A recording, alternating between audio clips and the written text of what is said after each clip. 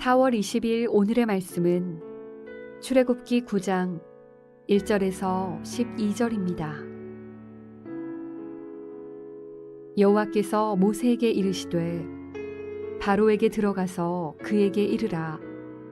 히브리 사람의 하나님 여호와께서 말씀하시기를 내 백성을 보내라. 그들이 나를 섬길 것이니라. 네가 만일 보내기를 거절하고 억지로 잡아두면 여호와의 손이 들에 있는 내 가축 곧 말과 나귀와 낙타와 소와 양에게 더하리니 심한 돌릴병이 있을 것이며 여호와가 이스라엘의 가축과 애굽의 가축을 구별하리니 이스라엘 자손에게 속한 것은 하나도 죽지 아니하리라 하셨다 하라 하시고 여호와께서 기한을 정하여 이르시되 여호와가 내일 이 땅에서 이 일을 행하리라 하시더니 이튿날에 여호와께서 이 일을 행하시니 애굽의 모든 가축은 죽었으나 이스라엘 자손의 가축은 하나도 죽지 아니한지라. 바로가 사람을 보내어 본즉 이스라엘의 가축은 하나도 죽지 아니하였더라. 그러나 바로의 마음이 완강하여 백성을 보내지 아니하니라. 여호와께서 모세와 아론에게 이르시되 너희는 화덕의 제 두 웅큼을 가지고 모세가 바로의 목전에서 하늘을 향하여 날리라. 그 재가 애굽 온 땅에 티끌이 되어 애굽 온 땅의 사람과 짐승에게 붙어서 악성 종기가 생기리라.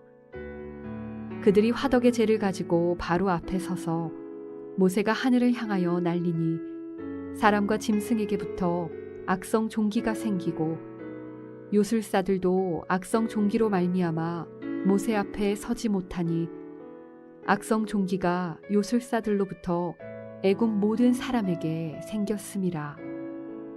그러나 여호와께서 바로의 마음을 완악하게 하셨으므로 그들의 말을 듣지 아니하였으니 여호와께서 모세에게 말씀하심과 같더라. 샬롬, 반갑습니다. 오늘도 주님의 은혜가 함께 하시기를 축원드립니다. 지금까지의 재앙은 고통스럽지만 잘 견디면 별 문제가 없었습니다. 그러나 이제는 재산에 엄청난 피해와 또 생명을 지십니다. 가축들이 죽기 시작합니다. 그리고 화덕의 재로 악성 종기를 만들어서 심지어는 요술사들도 바로 앞에 서지 못할 정도가 됩니다. 그런데 신기한 것은 고센 땅의 이스라엘 백성들에게는 이 재앙이 하나도 미치지 않았습니다. 하나님이 구별하시고 보호하신 것입니다.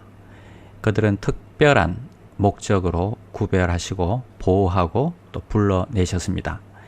이유는 예배하고 하나님의 일을 하기 위해서입니다. 본문 1절을 보니까 1절에 내 백성을 보내라 그들이 나를 섬길 것이니라.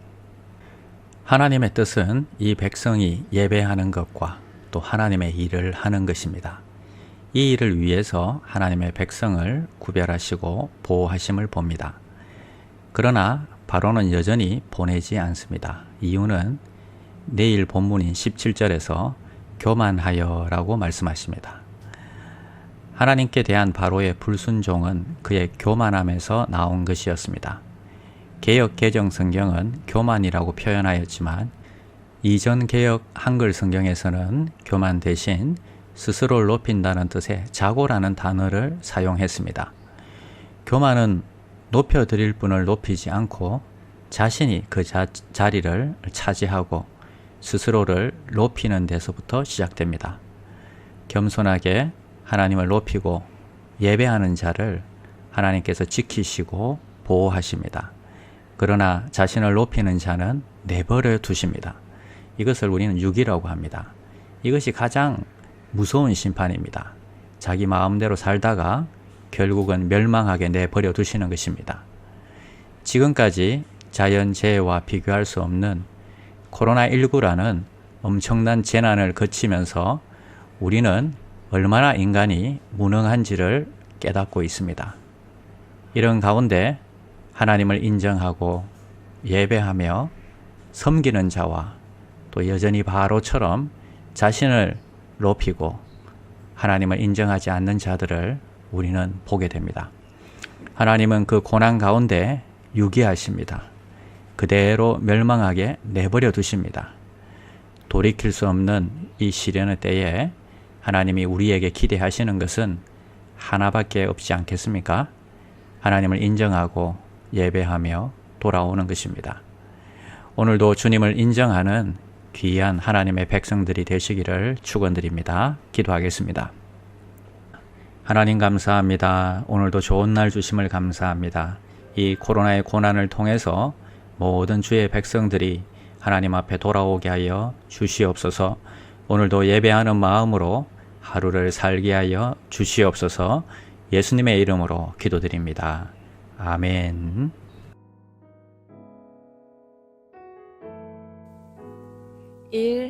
오심 기도.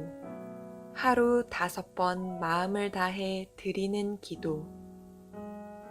나는 죽었습니다. 제가 주인이 아니고 예수님이 저의 주인이십니다. 예수님은 십자가에서 죽으시고 부활하셨습니다.